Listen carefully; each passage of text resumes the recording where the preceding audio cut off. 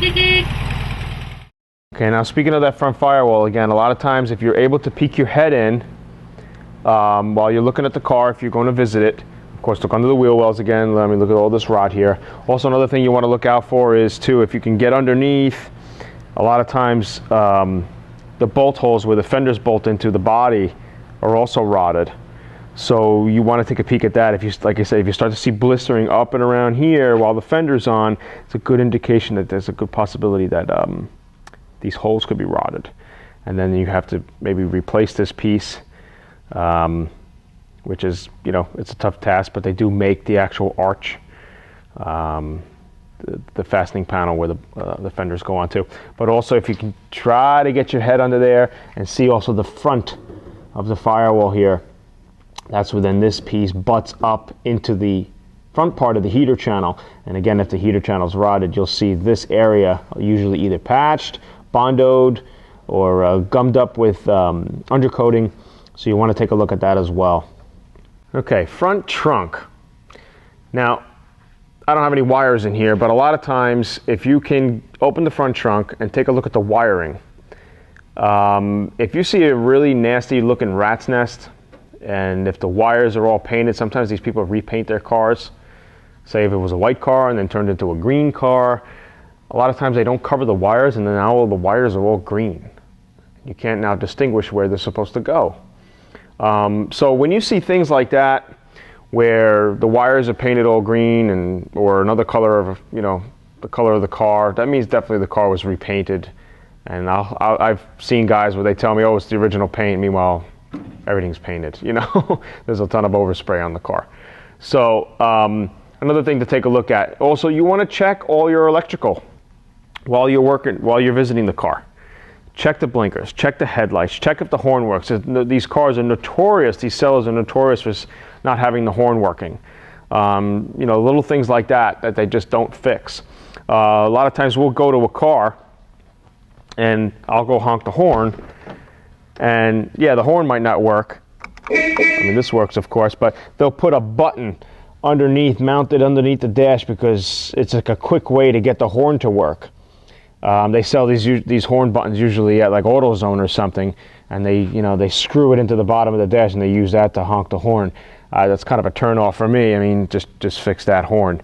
So make sure all your electric works. The brights, even if he says the radio works, test out the radio. Make sure the wipers are working. The last thing you want to do is if you drive the car home, say you're picking it up at night or you pick it up in a rainstorm, and now the wipers don't work or the lights don't work. So definitely check out all your electrical. Okay, other things to take a look at. Now we start getting into the interior. This is a clean interior. This is a 67 Bug, and it's got the off-white, very typical for, you know, this year Bug. Now it's the low back seats. Let me just quickly, you know, go over that. Low back seats lasted up until 67 in America. Once they went to 68, they got the high back seats. Now from 65 and later, these low back seats should have the one seam up top. If you have 64 and earlier, you will have seams like this, usually two seams. Okay.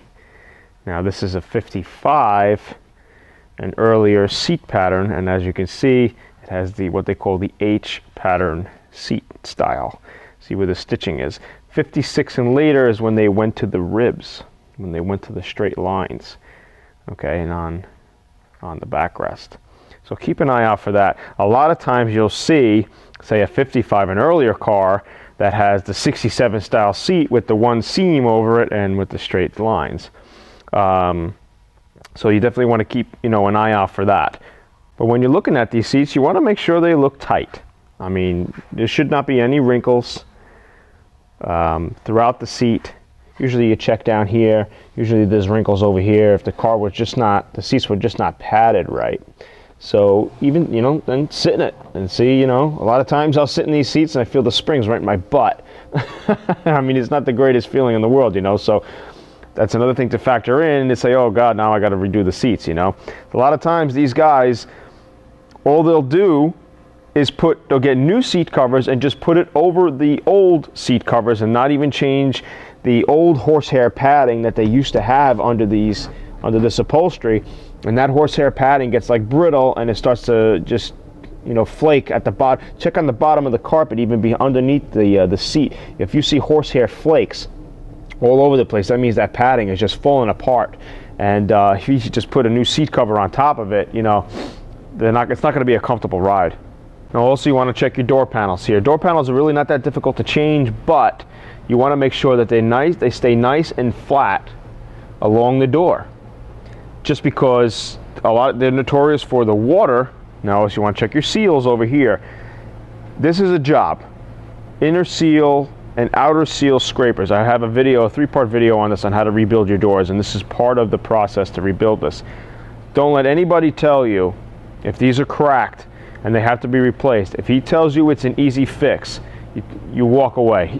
I'm telling you, it is not an easy fix. This is a day's job, because to take this outer scraper out it's the first thing to go into the door and the last thing to come out of the door. You got to break the door down completely in order to really take these out. And if you want to do a hack job and you want to tear the thing out like an animal, then go right ahead. But to do it properly, this is a day's job, at least one side of a door.